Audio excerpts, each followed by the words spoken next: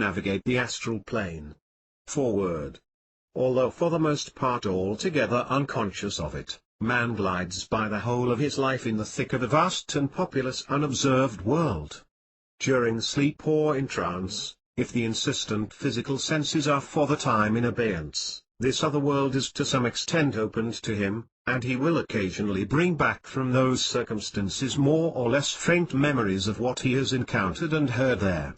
Experience breathtaking, life-changing experiences through astral projections. Chapter 1. The Basics. Synopsis. The beginning point which it is essential to make clear in describing this astral plane is its downright reality. I am utilizing the word in its plain, day-to-day sense, and I mean by it that the objects and inhabitants of the astral plane are genuine in precisely the same way as our own bodies, our pieces of furniture, our homes are real. They'll no more endure forever than will objects on the physical plane, but they're nevertheless realities from our viewpoint while they last, realities which we can't afford to ignore simply because the majority of humanity is as yet unconscious of their existence.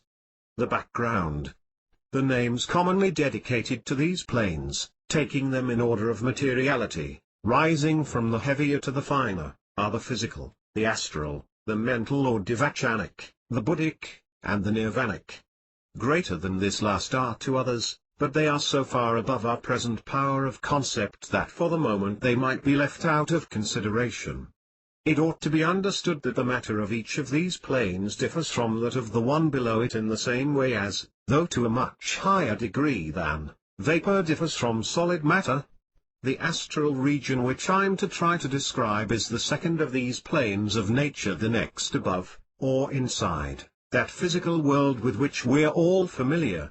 It has frequently been called the realm of illusion, not that it's itself any more elusive than the physical world, but, as of the extreme unreliableness of the impressions returned from it by the untrained seer. This is to be accounted for chiefly by two remarkable features of the astral world. First, that a lot of its inhabitants have a fantastic power of changing their forms, and also of casting practically inexhaustible glamour over those with whom they choose to sport. And second, that sight on that plane is a faculty really dissimilar from and much more extended than physical vision. An object is viewed, as it were, from all sides at one time, the interior of a solid being as plainly open to the view as the exterior. It's therefore obvious that an ignorant visitor to this new world might well find considerable trouble in understanding what he truly does see, and still more in transforming his vision into the very inadequate language of ordinary speech.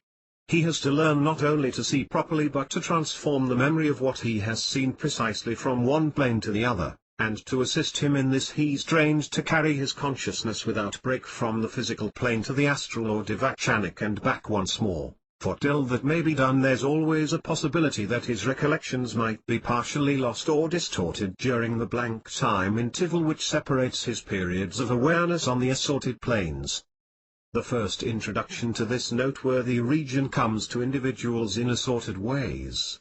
A few only once in their whole lives under some strange influence become sensitive enough to recognize the presence of one of its inhabitants, and maybe, because the experience doesn't repeat itself, they might come in time to trust that on that occasion they must have been the victims of hallucination. Other people find themselves with increasing frequency seeing and hearing something to which those around them are blind and deaf. Other people again, and maybe this is the commonest experience of all, start to recollect with greater and greater clarity that which they've seen or heard on that other plane during sleep. Chapter 2. What you see. Synopsis. If we speak of a man as rising from one plane or subplane to a different, we don't think of him as necessarily moving in space at all, but instead as transferring his consciousness from one level to another, bit by bit becoming unresponsive to the vibrations of one order of matter, and beginning instead to answer to those of a higher and more refined order, so that one world with its scenery and inhabitants would appear to fade slowly out of his view, while a different world of a more elevated character would get through the view.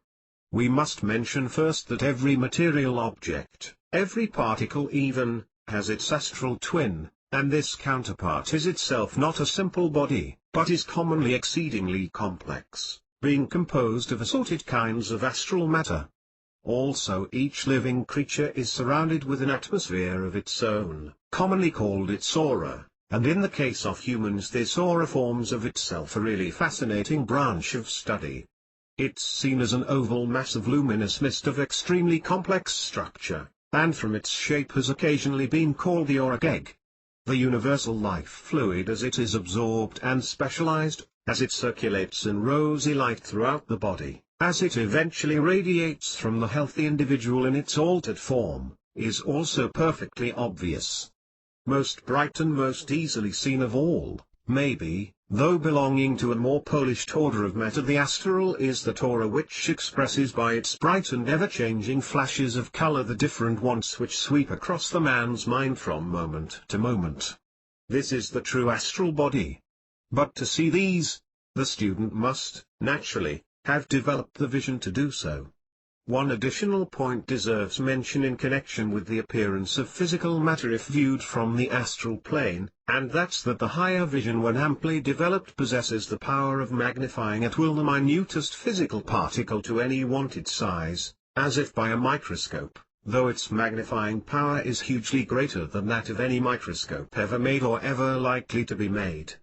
It will by this time be obvious that although the average objects of the physical world form the background to life on particular levels of the astral plane, yet so much more is seen of their true appearance and features that the general effect differs widely from that with which we're familiar.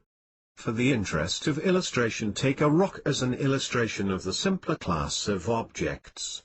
If regarded with trained sight, it's no mere inert mass of stone.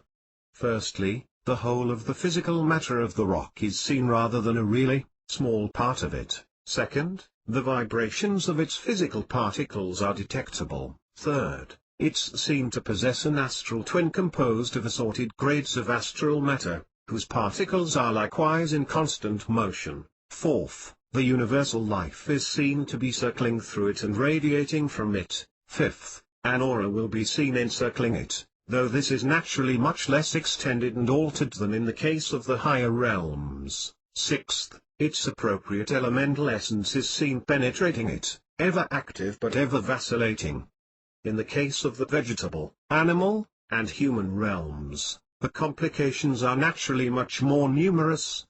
An account of the scenery of the astral plane would be incomplete without a little mention of what have frequently, though erroneously, been called the records of the astral light.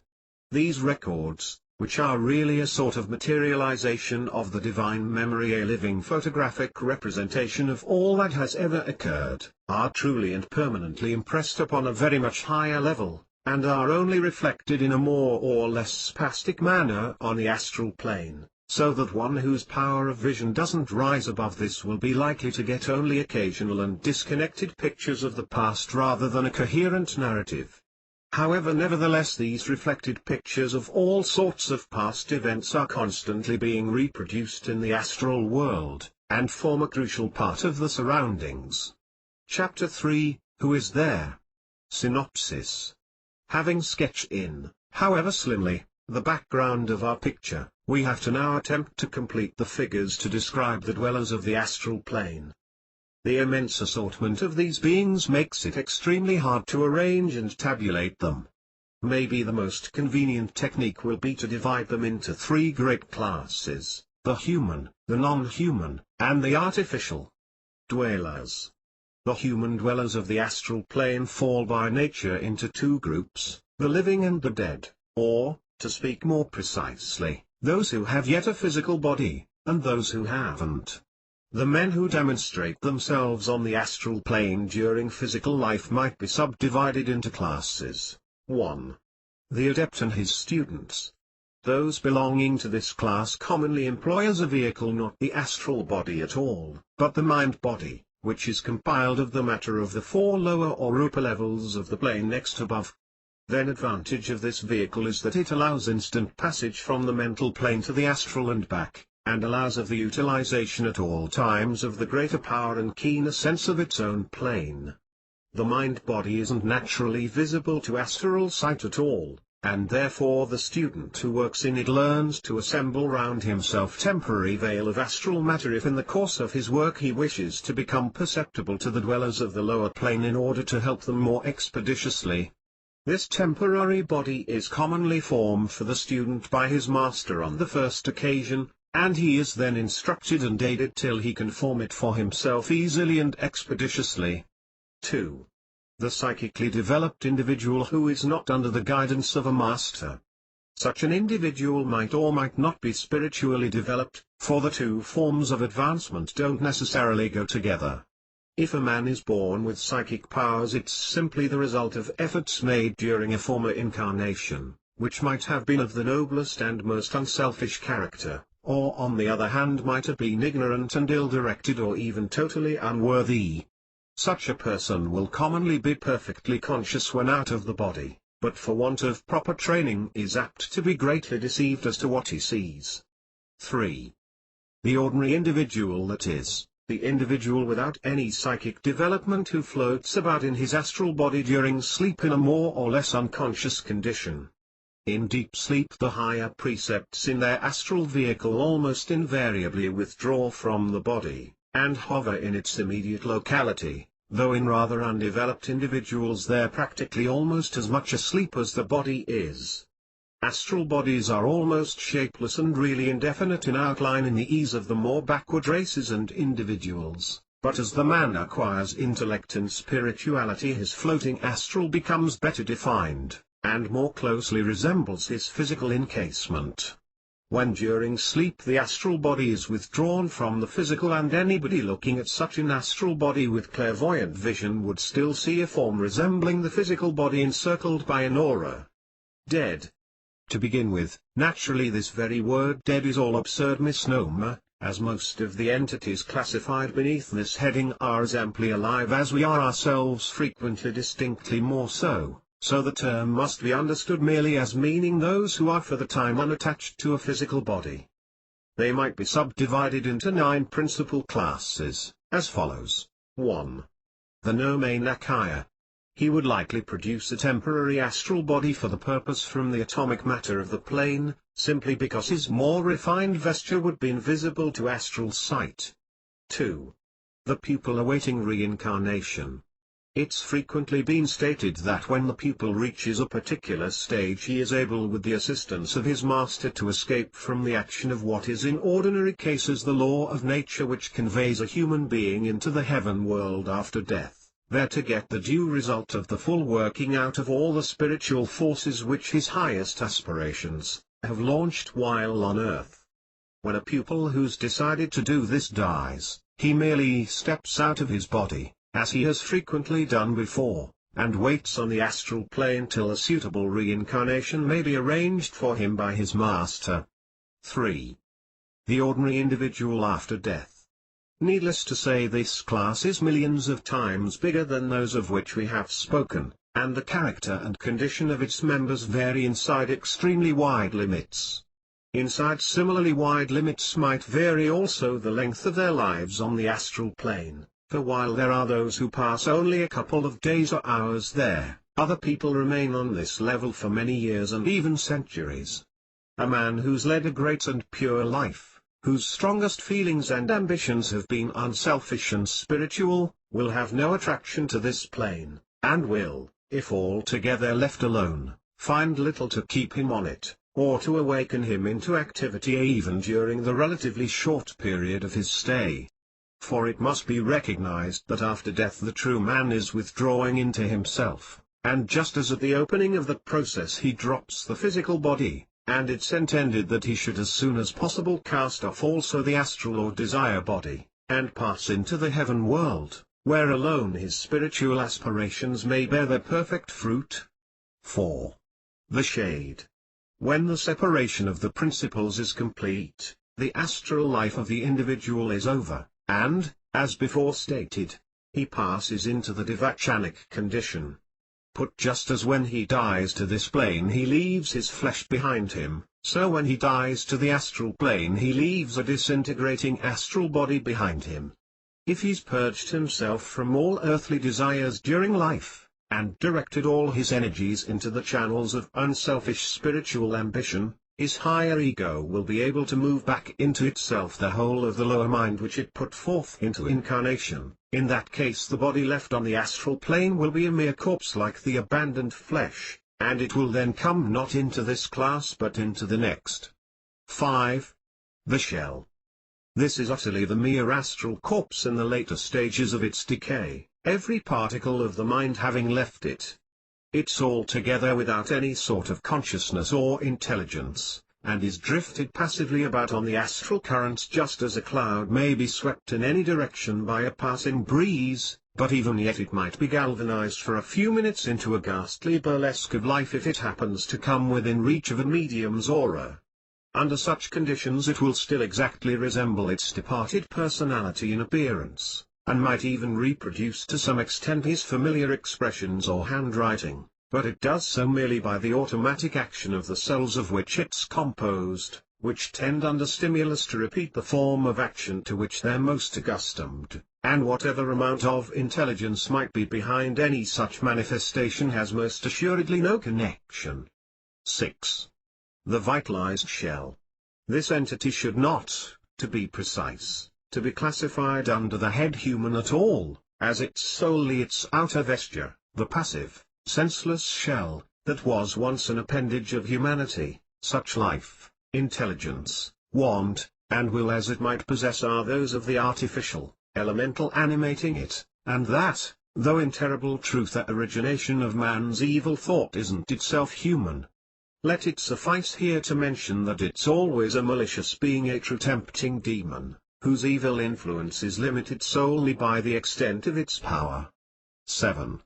The suicide and the victim of sudden death. It will be readily recognized that a man who's torn from physical life hurriedly while in full health and durability, whether by accident or suicide, finds himself on the astral plane under conditions differing substantially from those which surround one who dies either from old age or from disease. In the case of the accidental death or suicide, the withdrawal of the principles from their physical encasement has been really aptly compared to the tearing of the stone out of an unripe fruit. A good deal of the grossest sort of astral matter still clings around the personality, which is therefore held in the lowest subdivision of the plane. Those victims of sudden death whose earth lives have been pure and noble have no affinity for this plane. On the other hand, if men's earth lives have been low and brutal, selfish and sensual, they'll, like the suicides, be conscious to the fullest extent in this unsuitable region, and they're liable to develop into terribly evil entities. 8. The vampire and werewolf. There remain two even more awful but happily very uncommon possibilities to be mentioned before this part of our subject is finished, and though they differ very widely in a lot of ways we might yet perhaps group them together, since they've in common the qualities of unearthly horror and of utmost rarity, the latter arising from the fact that they're truly legacies from earlier races, hideous anachronisms, appalling relics of a time when man and his environment were in many ways not what they are today. 9. The black magician or his pupil. This individual corresponds at the other extremity of the scale to our second class of departed entities, the pupil expecting reincarnation, but in this case, rather than obtaining permission to adopt an unusual method of progress, the man is resisting the natural process of evolution by maintaining himself in astral life by magical arts, sometimes of the most frightful nature like black magic. Chapter 4. Astral Projection. Synopsis.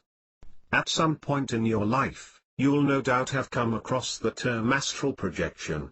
All humans are capable of this act, and if you are curious as to its dynamics, and if it's really conceivable, you first have to comprehend what it is in principle. Accomplishing this. Simply put, astral projection is the act wherein a human's soul is able to depart his or her physical body and travel to another location. The key to successful astral projection lies in two key factors. 1. Your power to compose yourself into a state of complete relaxation in both brain and body, and 2. Your power to tune into the proper astral projection frequencies. This begins with positioning yourself in either of these two positions. 1. Seated or, 2, lying down. Or, if neither of the two feel right, then opt for a position between the two that will let you relax and get comfy. Make a conscious effort to release all stress from your body, beginning at your face, then your neck, moving on to your shoulders, then your arms, moving down throughout the remainder of your body.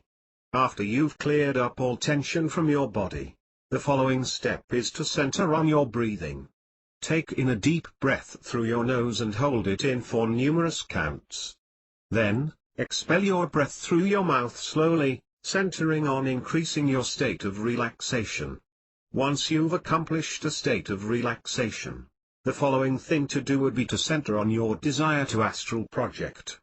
Envision leaving your physical body, and exploring your environment with your astral self.